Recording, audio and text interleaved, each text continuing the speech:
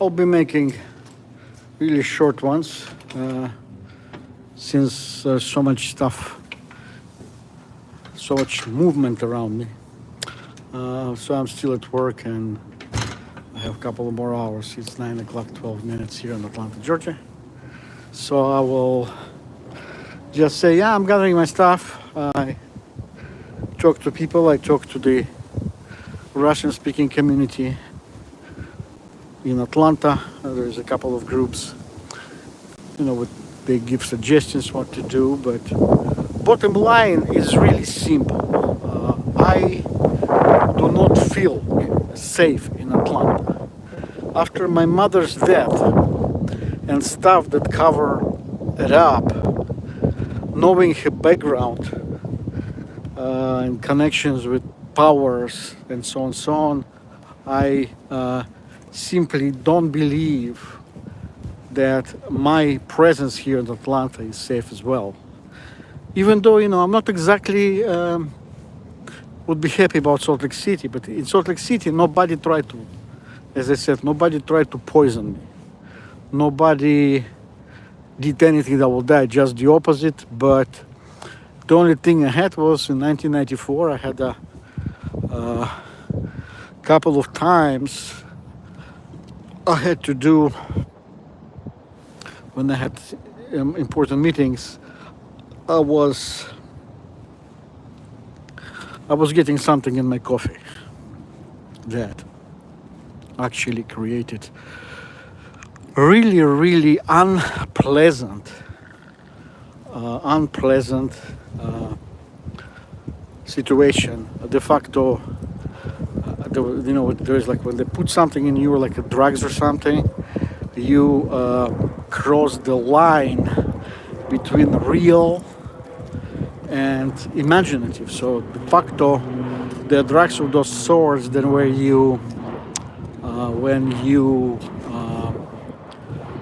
when somebody puts it in your drink, you leave two places. Like you live in the place where you want and you live in the place where you are.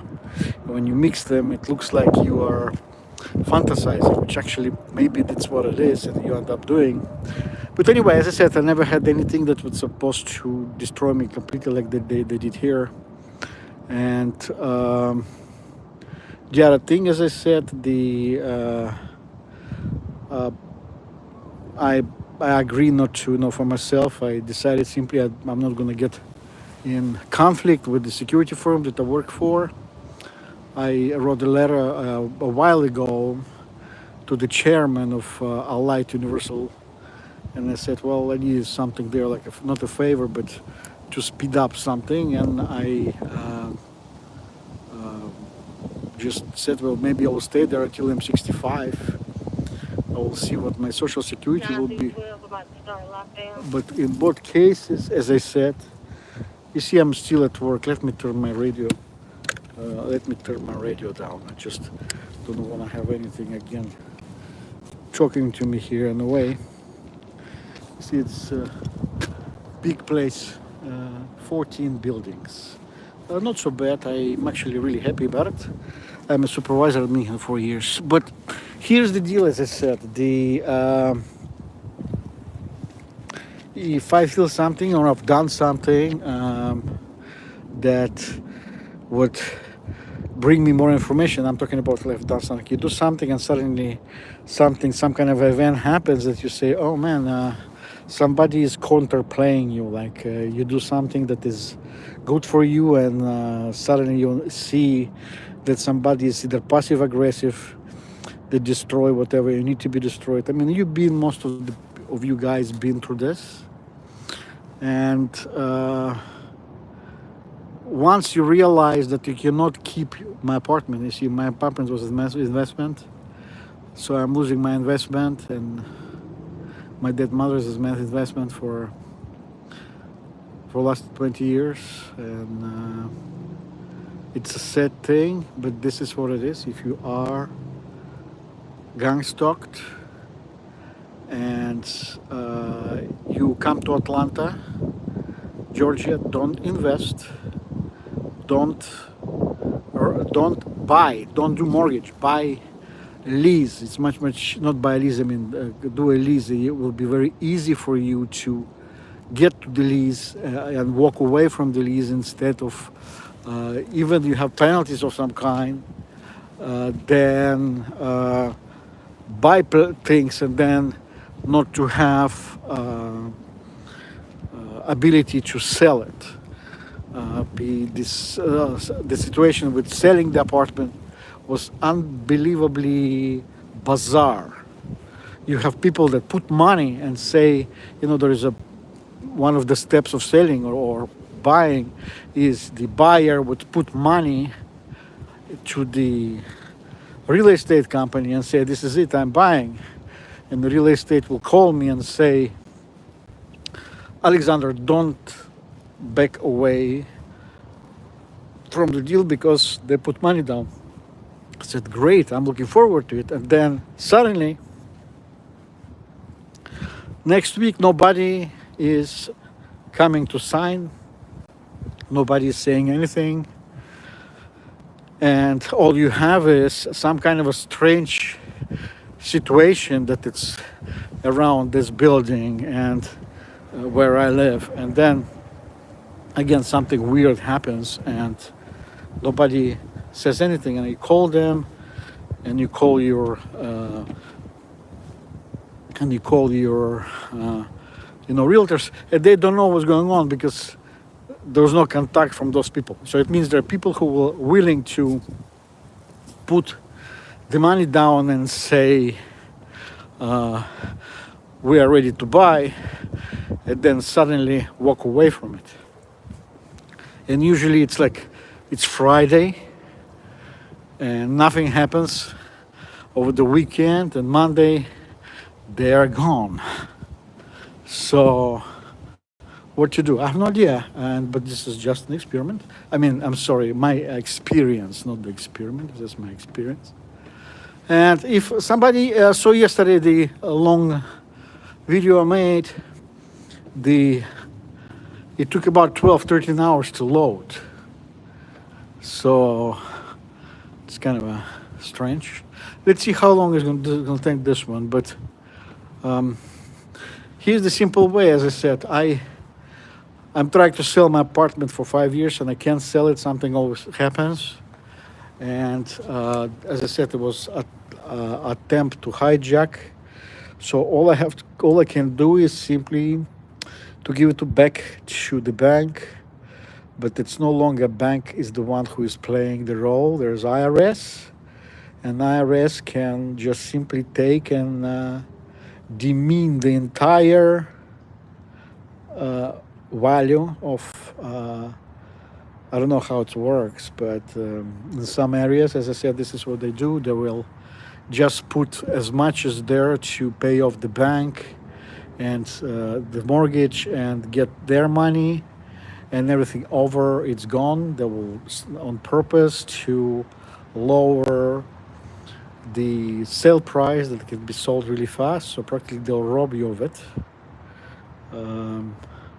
Good thing that we'll see how. I'm not going to talk about it now. I'm sorry, I went to wrong information for now. I'm just going to keep this information for myself and see how it's going to go, and then we will see what's happening. They can take my car, as I said. They can take anything just of value that they can steal. And I have personally, as I said, $2,300 that I own them. And again, I don't know. There's some kind of a conflict, as I said, that's coming, and not just coming. It's people try to set me up again, and just before I'm 62. Remember, we talk about there's Social Security age is exactly when they try to screw you over, because they will try to hijack your identity and give it to somebody else. Because this is a day when people start getting, age, there people start getting their Social Security. So it's like extra, call it extra pay for them, like a free pay. I work all my life and they can take the results of my labor and through identity stealing. They would simply do things, and then there's nothing much you can do about it. Anyway, guys, it's gonna be already 10 minutes. Let's see how long it's gonna take to load this, because I am on my not on my Wi-Fi at home, but the we'll see. I see Jack is writing here, taking a look around Colorado, or maybe they all got drugged too. Red state of affairs. Yes, some of them are, I'm sure, drug addicts. But with us, it's different. They would love to make you look like you're a drug addict and you're crazy. And there's a way, over the 60s, 1960s, when they were testing on hippies, this drugs and so on, they would test them on hippies, and people know that, well, that they, what these drugs can do, they can, as I said, with me, it was really interesting when I was really young, and I was interested in women. They would poison me early in the morning after night shift of work, even though I sleep, and usually there is a specific time those type of medicine stays in your body. And for instance, they know that they know, I had low battery, suddenly jump, it's okay, I will finish in a second. And they will know that I have a party of some kind end of the day.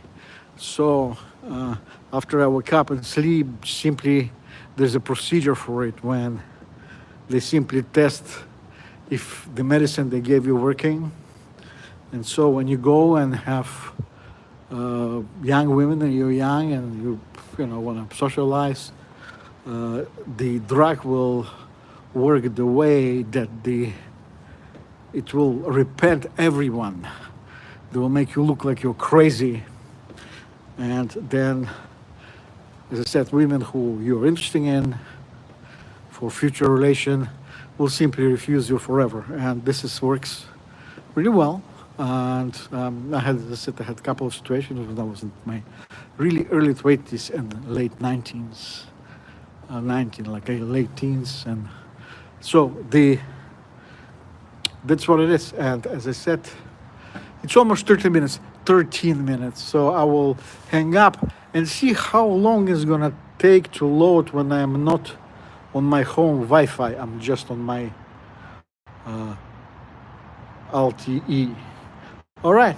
Have a good night, guys.